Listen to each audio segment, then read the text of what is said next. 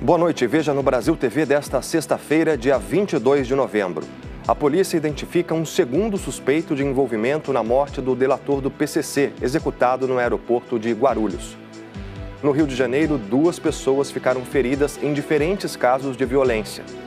O Ministério Público do Rio Grande do Sul faz uma ação para desarticular um esquema de tráfico de drogas e agiotagem dentro de um presídio.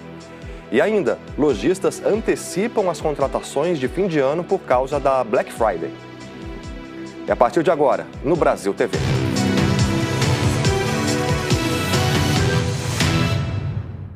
Os policiais que investigam a execução do delator do PCC no Aeroporto Internacional de São Paulo identificaram um segundo suspeito de envolvimento no crime. Policiais da Corregedoria da PM e do Departamento de Homicídios que investigam a execução de Antônio Vinícius Lopes Gritzbach cumpriram hoje 17 mandados de busca e apreensão contra os policiais militares que faziam a escolta particular do delator do PCC. Foram apreendidos celulares, computadores e documentos. A força-tarefa também está atrás de Matheus Augusto de Castro Mota. Segundo a polícia, ele transferiu R$5 mil para a conta de Cauê do Amaral Coelho. Na terça-feira, a Secretaria da Segurança Pública de São Paulo divulgou que Cauê acompanhou Vinícius desde o desembarque, sempre em contato com os executores. Os policiais disseram que foi ele que avisou os atiradores que Vinícius estava saindo do Terminal 2. As investigações apontam que o carro de Matheus circulou nas imediações do Aeroporto Internacional de São Paulo na data do crime. Hoje, policiais estiveram nos endereços de Matheus para cumprir mandado de prisão, mas ele não foi encontrado. A polícia ainda analisa imagens de câmeras de segurança de um ônibus de uma linha de Guarulhos. Segundo as investigações, esses 2 homens também são suspeitos de participar da morte do delator. Após a execução, os bandidos fugiram em um carro preto. Mas como o veículo quebrou, eles abandonaram as armas e entraram no ônibus. Vinícius Gritzbach foi executado no dia 8 de novembro no Aeroporto Internacional de São Paulo. Os criminosos pararam atrás do ônibus da Guarda Civil Metropolitana. 2 minutos depois, o motorista deu marcha ré e se preparou para sair. Às 16h03, o casal saiu do saguão do aeroporto. O carro avançou bem devagar, em sincronia, e ficou de frente para Vinícius. 2 homens saíram do carro e executaram o delator. Vinícius Gritzbach era acusado de lavar dinheiro para o PCC e de ser o mandante do assassinato de 2 integrantes da facção. Ele sempre negou a participação nas mortes, mas confessou que ajudava o PCC a lavar dinheiro com a compra de imóveis. Em abril deste ano, a Justiça homologou uma delação premiada dele ao Ministério Público. Na delação, ele denunciou um esquema de lavagem de dinheiro e corrupção policial. Hoje faz 2 semanas que Vinícius Gritzbach morreu no Aeroporto Internacional de São Paulo. Além de identificar suspeitos de participação no crime, a força-tarefa afastou das ruas 8 policiais militares e 5 civis, mas ainda não prendeu o autor dos disparos, nem identificou os mandantes. No Rio de Janeiro, 2 pessoas ficaram feridas em diferentes casos de violência. Uma mulher que estacionava com o marido no carro, com o marido num carro, foi atingida por um tiro e estilhaços de bala. No outro caso, um menino de 11 anos brincava de futebol com os amigos quando foi baleado no meio da rua.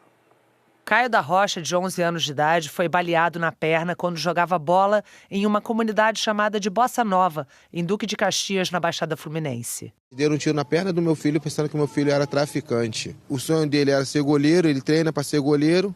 E agora? Onde vai ficar o sonho do meu filho? Moradores afirmam que um grupo de policiais militares saiu de dentro de uma mata atirando e um dos disparos atingiu o menino. Ele estava jogando bola no campinho, aí quando começou a dar, como foi muito tiro, ele simplesmente tentou correr junto com as crianças, não? Ele pegou e tomou um tiro na perna. Caio foi levado para o hospital em um carro da PM.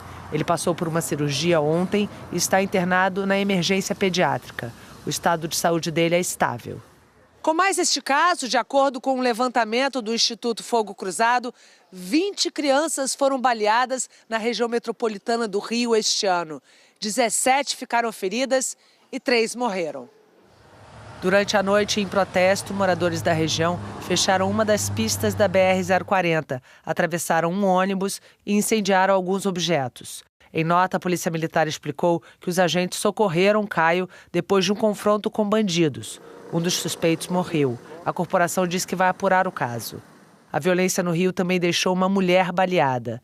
Sara Regina Cardoso Coelho, de 28 anos, foi atingida quando estava dentro do carro no Meier, subúrbio do Rio. Sara voltava com o marido do hospital onde a filha de 5 anos está internada. O carro foi atingido por vários tiros. Sara foi ferida na barriga, levada para o hospital, passou por cirurgia e perdeu parte do intestino. Segundo a família, os tiros partiram de policiais. Falou, sogra, a Sara foi atingida. Só que ele parou de falar nesse momento, mas eu conseguia ouvir, porque ele não desligou o telefone. Aí eu vi quando ele falou com os policiais, poxa, você atingiu minha esposa, o que houve? Por que você fez isso? Graças a Deus, minha filha está viva. Tinha bandidos, né? Estava tendo perseguição. Só que meu genro não conseguiu ver nada.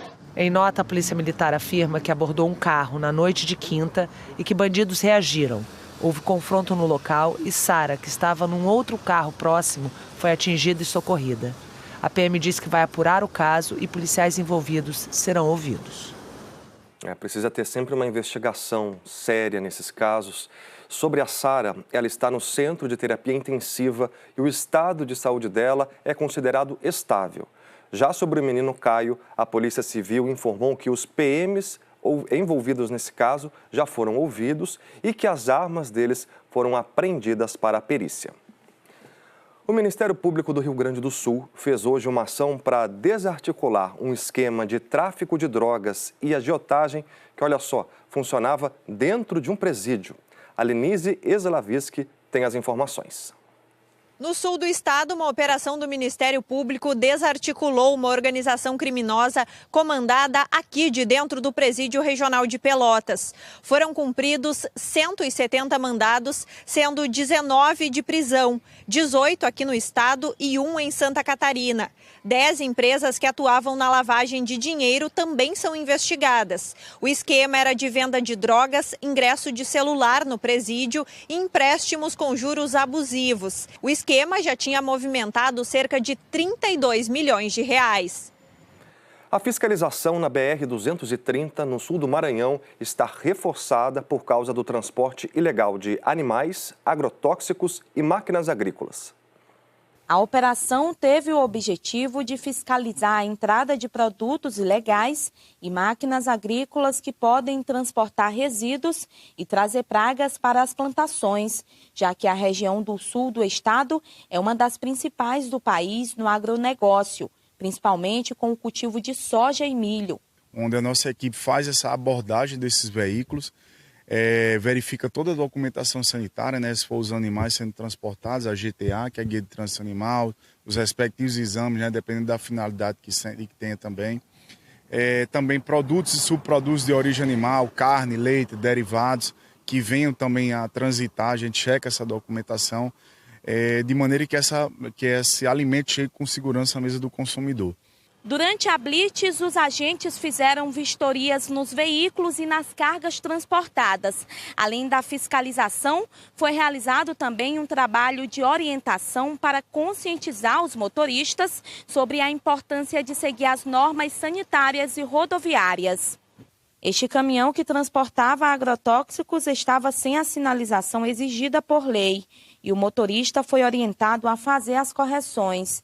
A Polícia Rodoviária Federal também ajudou na fiscalização para garantir que as regras de trânsito sejam cumpridas.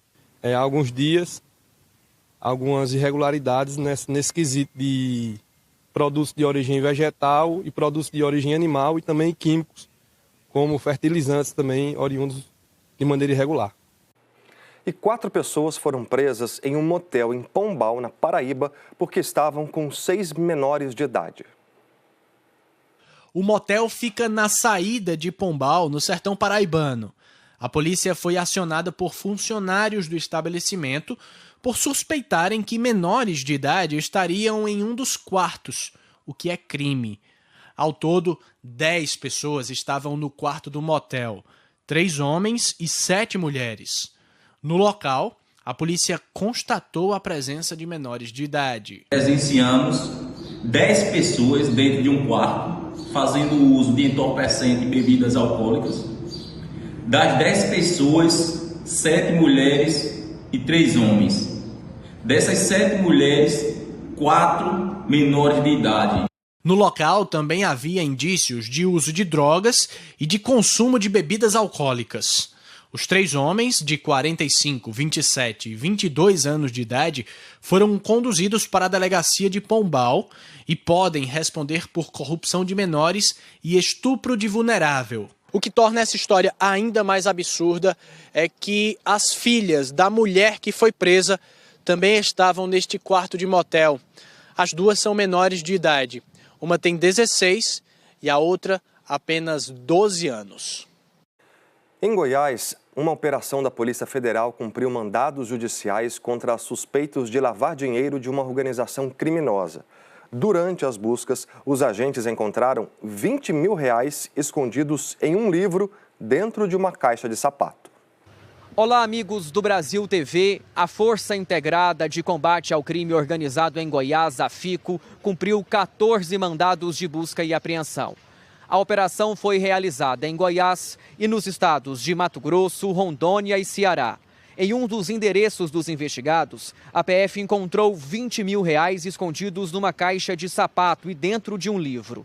Também foram apreendidas armas e munições. Segundo a investigação, os alvos desses mandados estavam movimentando muito dinheiro em suas contas bancárias. Alguns desses suspeitos eram beneficiários do auxílio emergencial, mas movimentavam milhões de reais. A polícia suspeitou dessas transações porque os valores não eram compatíveis com os patrimônios dos investigados. Além disso, a PF identificou que as movimentações bancárias partiram das contas de traficantes e assassinos. Nós não conseguimos localizar a defesa dos suspeitos. Voltamos aos estúdios do Brasil TV. Obrigado pelas informações. E em São Paulo, novas imagens de circuito de segurança mostram um estudante de medicina que foi morto por um policial militar instantes antes de ser baleado. O jovem foi enterrado hoje. Emocionado, o irmão do estudante de medicina, morto aos 22 anos por um policial militar na madrugada do dia 20, falou com a imprensa. A dor de ver a sua mãe e seu pai escolhendo o caixão do seu irmão. Eu não vou ter mais o meu melhor amigo do meu lado. Eu peço só que seja feita a justiça. Eu não sei dizer o amanhã, né? Eu não tenho amanhã. Eu só tenho esse instante. Novas imagens de câmeras de segurança mostram parte do que aconteceu antes de Marco Aurélio ser morto. Pouco depois das 2h30 da manhã, o estudante chega acompanhado de uma moça ao hotel. Eles entram no quarto às 2h36. Em depoimento à polícia, ela disse que cobrou de Marco Aurélio uma dívida e que os dois discutiram. Disse ainda que o estudante de medicina tinha bebido muito. 6 minutos depois de chegar, a moça saiu do quarto. As imagens mostram ainda que Marco Aurélio pula alguns obstáculos e cai na escada. Segundo testemunhas, o estudante de medicina estava saindo do hotel para procurar a moça.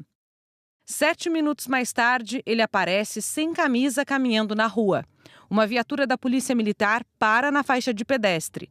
Marco Aurélio, então, bate no espelho retrovisor e sai correndo. Os policiais vão atrás. Logo depois disso, o estudante entra no hotel novamente. O soldado Bruno Carvalho do Prado chuta o estudante que segura a perna do policial. Nessa hora, o soldado Guilherme Augusto Macedo atira a queima-roupa. A Polícia Militar afastou os 2 soldados de suas funções até o final das investigações. O soldado que atirou foi indiciado por homicídio doloso no inquérito policial militar.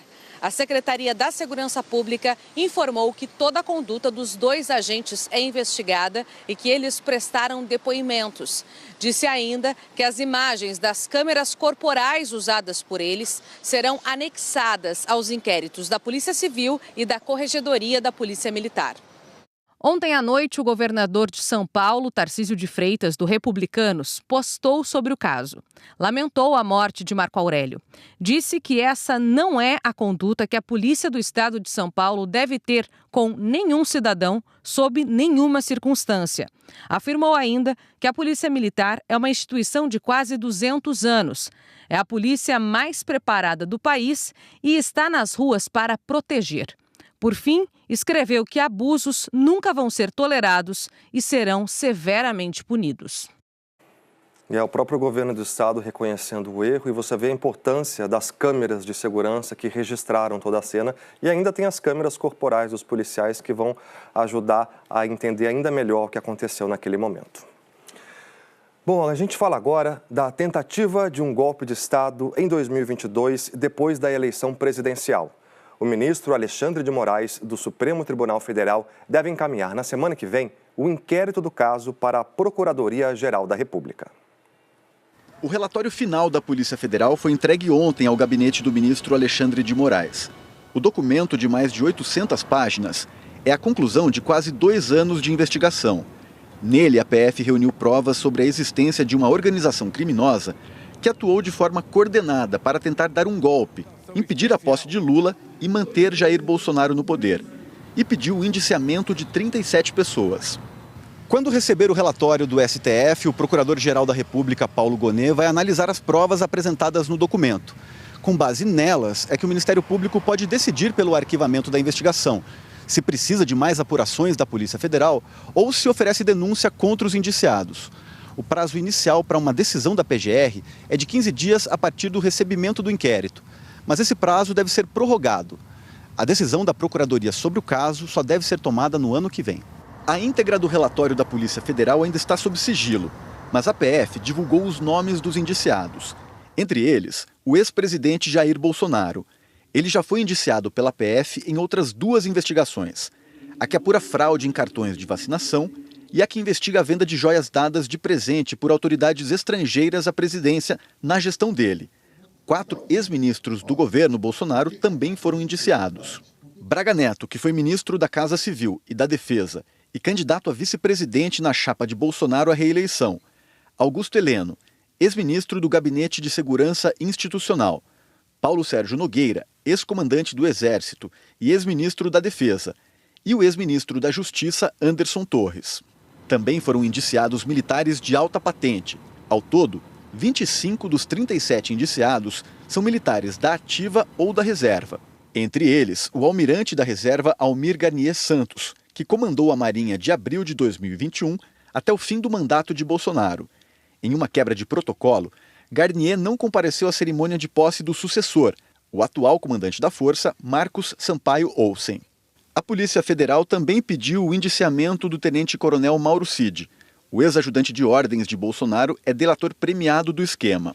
Ontem, ele prestou depoimento ao ministro Alexandre de Moraes para esclarecer contradições e omissões apontadas pela PF no inquérito. Depois de ouvi-lo, o ministro decidiu manter o acordo. Depois do indiciamento da PF e de uma eventual denúncia feita pela Procuradoria-Geral da República, o próximo passo é do Supremo Tribunal Federal. Cabe ao STF acolher ou não o pedido da PGR. E só então os indiciados se tornam réus e passam por um julgamento. As investigações mostram que a mobilização envolvia milícias digitais, um braço operacional e um braço jurídico. A PF dividiu os núcleos de acordo com a atuação de cada um. O núcleo de desinformação e ataques ao sistema eleitoral era encarregado de produzir, divulgar e amplificar informações falsas sobre as eleições presidenciais de 2022.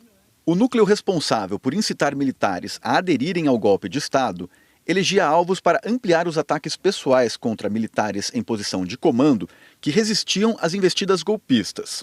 O núcleo jurídico fazia assessoramento e elaboração de minutas de decretos com argumentos jurídicos e doutrinários que atendessem aos interesses golpistas. O núcleo operacional de apoio às ações golpistas planejava e executava medidas para manter as manifestações em frente aos quartéis militares, que se formaram após o resultado das eleições, incluindo a mobilização, logística e financiamento de militares das forças especiais, os Kids Pretos, em Brasília. O núcleo de inteligência paralela coletava dados e informações que pudessem auxiliar a tomada de decisões sobre o golpe de Estado e monitorava o deslocamento e localização do ministro do Supremo Tribunal Federal, Alexandre de Moraes, e do presidente recém-eleito Luiz Inácio Lula da Silva e seu vice, Geraldo Alckmin. O núcleo operacional para cumprimento de medidas coercitivas seria encarregado de anular adversários do golpe, inclusive com uso de violência, com previsão de assassinato ou captura de Lula, Alckmin, do ministro Alexandre de Moraes e quem apoiasse as decisões do Supremo Tribunal Federal contra os interesses do grupo. O relatório da Polícia Federal apontou crimes como organização criminosa, tentativa de golpe de Estado e abolição violenta do Estado Democrático de Direito. As penas para esses crimes, somadas, podem chegar a quase 30 anos de prisão. Numa rede social, Jair Bolsonaro reproduziu trechos de uma entrevista ao site Metrópolis. Segundo Bolsonaro, abre aspas, o ministro Alexandre de Moraes conduz todo o inquérito, ajusta depoimentos, prende sem denúncia, faz pesca probatória e tem uma assessoria bastante criativa. Faz tudo o que não diz a lei, fecha aspas. A defesa de Braga Neto repudiou o que chamou de indevida difusão de informações relativas a inquéritos. A defesa de Almir Garnier afirmou que ele é inocente. A defesa de Anderson Torres disse que aguarda acesso ao inquérito. Augusto Heleno não quis se manifestar. A defesa de Mauro Cid disse que ele está colaborando com a Justiça. Nós não conseguimos contato com Paulo Sérgio Nogueira. E cerca de 110 mil vagas devem surgir em todo o país com a antecipação das contratações temporárias da Black Friday. Luzes, câmera e muitos cliques. As fotos vão para o site da empresa, que tem lojas em Minas Gerais e em Goiás. Mas, graças às redes sociais, vende bolsas e sapatos para o Brasil inteiro. O setor de expedição trabalha em ritmo acelerado. Por aqui, já é Black Friday. É o nosso maior momento do ano mesmo, né, ali junto com o Natal. Então a expectativa é muito alta, a gente tem conseguindo crescer cada vez mais. Então essa é a nossa expectativa, que a gente atenda essa dobrando mesmo que foi faturado o ano passado. Isso significa mais oportunidades de emprego no fim do ano. Ele precisa ter um treinamento qualificado para que ele consiga, no momento ali dessa alta demanda, ele consiga responder com a nossa expectativa, né? Que é um volume alto e uma grande agilidade para conseguir fazer as nossas entregas para o Brasil todo, através do online e para todas as nossas lojas também. O galpão de um dos maiores distribuidores atacadistas do Brasil dá uma dimensão do tamanho dessa oportunidade. A Black Friday movimenta as vendas desde os produtos mais básicos, de supermercado, até os eletrônicos. São mais de 28 mil itens no catálogo. Pelas esteiras devem passar 350 mil pedidos até o fim de novembro. Isso representa quase 50% a mais que em outros meses do ano. Entregar tudo isso é trabalho para 24 horas por dia. A gente começou pré-Black Friday com 388 pessoas, chegamos a 414 pessoas, para a gente conseguir atender toda essa demanda. E também áreas que precisam ser reforçadas, como pós-venda e saque, também são reforçadas nesse momento. A área de transporte, a área de armazenagem, são as áreas mais impactadas. Esta rede de lojas de Goiânia fez muitas contratações, mas ainda tem vagas. Das 90 oportunidades, 80 já foram conquistadas de outubro para cá. Uma delas pelo Leonardo, que estudou tudo sobre calçados antes de começar para valer. Ele mal chegou e já está no top 5 de atendentes da loja. Eu tenho só 20 anos, entendeu? Às vezes os jovens acham que trabalhar em shopping, trabalhar em loja assim não dá dinheiro, mas tem uma boa remuneração, são premiações, não é só um salário mínimo, entendeu? Então, às vezes, compensa você dedicar um pouco do seu tempo, às vezes, né, um esforço para ter uma remuneração melhor. É isso, falta um pouquinho mais de um mês para o Natal, depois vem o Réveillon e você vai ver a seguir que a Prefeitura do Rio anunciou a programação do Réveillon mais famoso do Brasil. E ainda ceias de fim de ano, muita gente está de olho nas promoções e deve abrir mão dos itens mais caros. É daqui a pouco.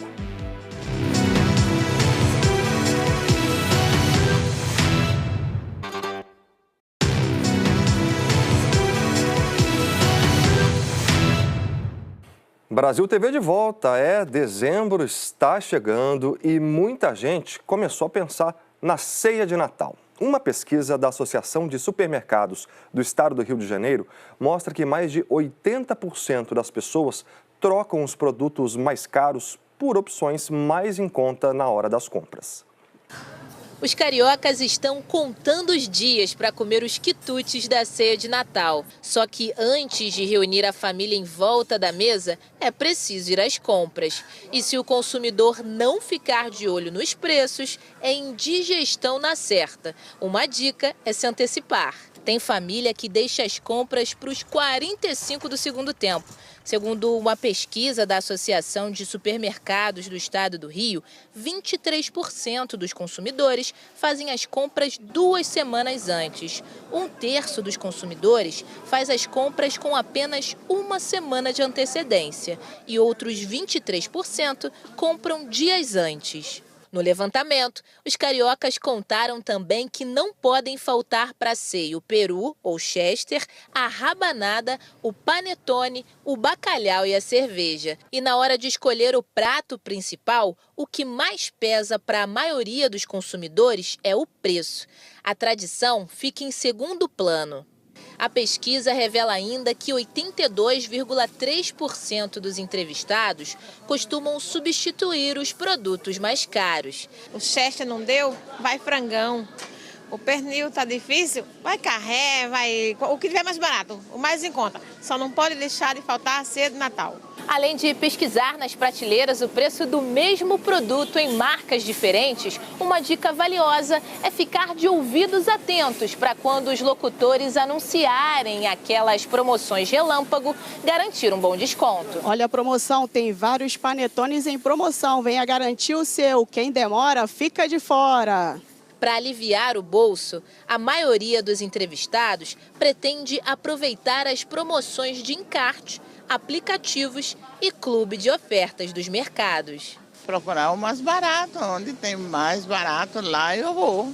Com família grande e muita experiência com as compras de mercado, a dona Iracema organiza a lista do que cada um vai levar, para não ficar pesado para ninguém. Cada um faz uma coisa, né? Eu quero levar isso, eu quero fazer aquilo. Então, e a bebida fica tudo por conta nossa. É isso, como disse a vendedora, quem demora fica de fora. Quanto mais você se antecipar, se organizar, mais vai conseguir economizar. E nessa época do ano, cada centavinho conta. Olha, a Prefeitura do Rio de Janeiro divulgou hoje os detalhes do Réveillon 2025. Vão ser 12 minutos de queima de fogos na orla de Copacabana. Mariana Bispo traz os detalhes para a gente. Serão 13 palcos espalhados pela cidade, 3 apenas em Copacabana. E uma das grandes novidades da virada é o palco que vai ficar na divisa de Copacabana com o Leme, um palco destinado apenas para música gospel. Inclusive, o cantor Thales Roberto, referência na música cristã, já é uma das atrações confirmadas para cantar nesse palco no Réveillon de Copacabana.